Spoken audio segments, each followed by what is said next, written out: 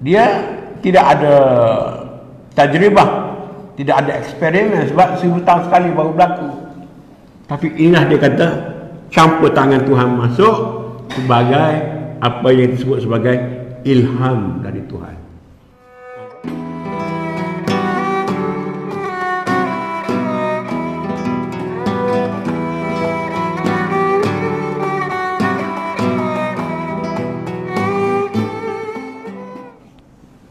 Ubat, kita orang biasa ni doktor kata makan ubat lah, kita tak tahu apa.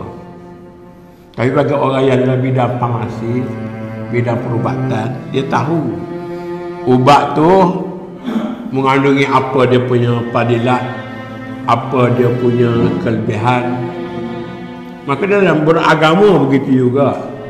Kita dengar Nabi kata sembahyang, kita sembahyang. Tapi sebenarnya kenapa zuhur 4 rakaat?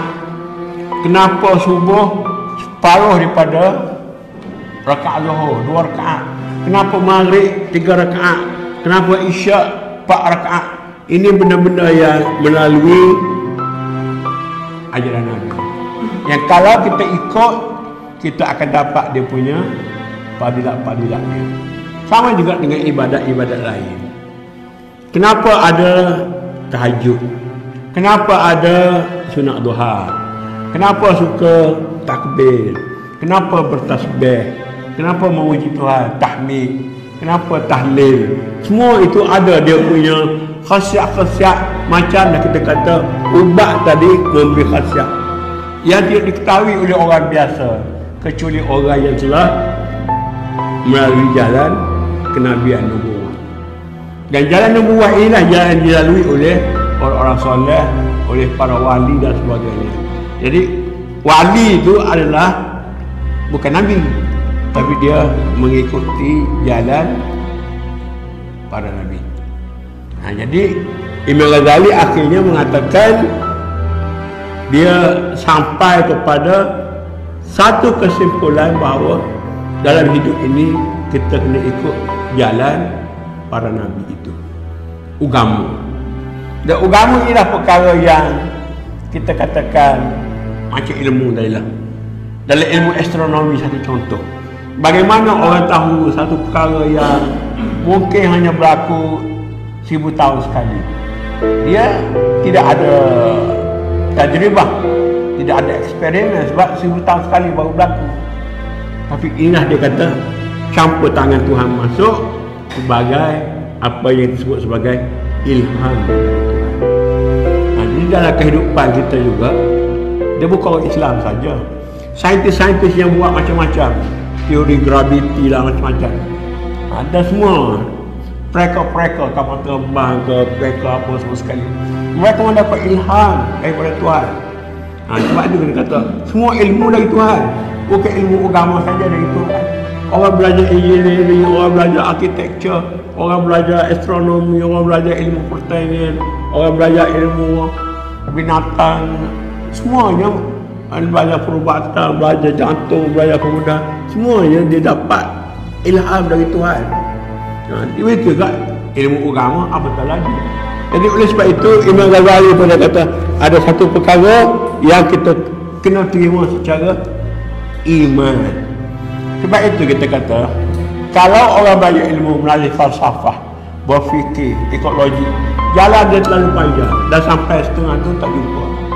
Kalau ahli falsafah Greek, Plato, Aristotle dan sebagainya, akhir meraba-raba mencari Tuhan.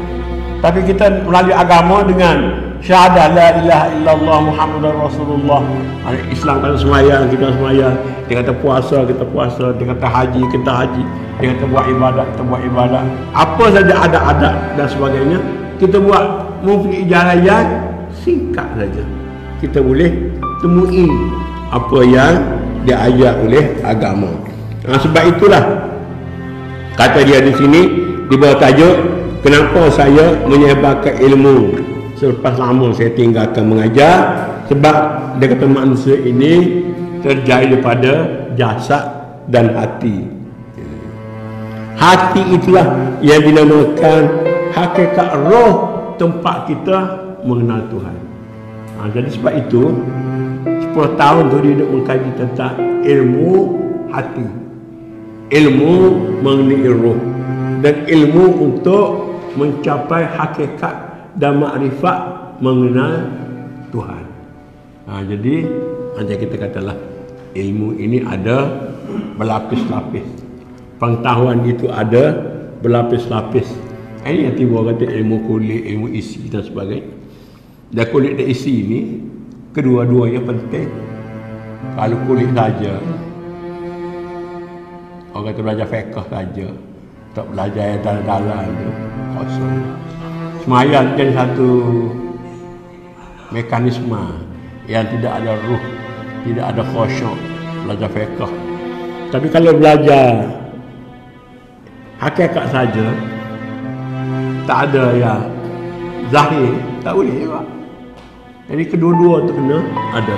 Sebab Nabi yang kenalkan kepada kita Islam, iman, ihsan, takwa. Jadi benda ni kena dilihat sebagai satu keseluruhan. Satu dalam tiga, satu dalam empat, empat dalam satu. Berdasarkan kepada ajaran Nabi. Sebab tu ilmu kenabian ini, ilmu agama ini kena difaham dengan sebaik-baiknya. Sebab itu Tuhan mengatakan, saya dah ulang banyak kali dah, may yuridillahu bihi khairan yufaqihu. Orang bila Tuhan nak bagi kebaikan, Allah Ta'ala beri dia kedalaman dalam ilmu agama. Dan lagi Tuhan menyebut, wa man yu'til hikmah faqad utiya khairan katsira. Siapa ada hikmah, wisdom, ilmu dan amal, maka dia telah mendapat kebaikan yang terlalu banyak. Jadi siapa tak nak benda-benda yang diucapkan oleh Nabi, diberitahu oleh Al-Quran, dan inilah jalan yang telah dicari oleh Imam Ghazali.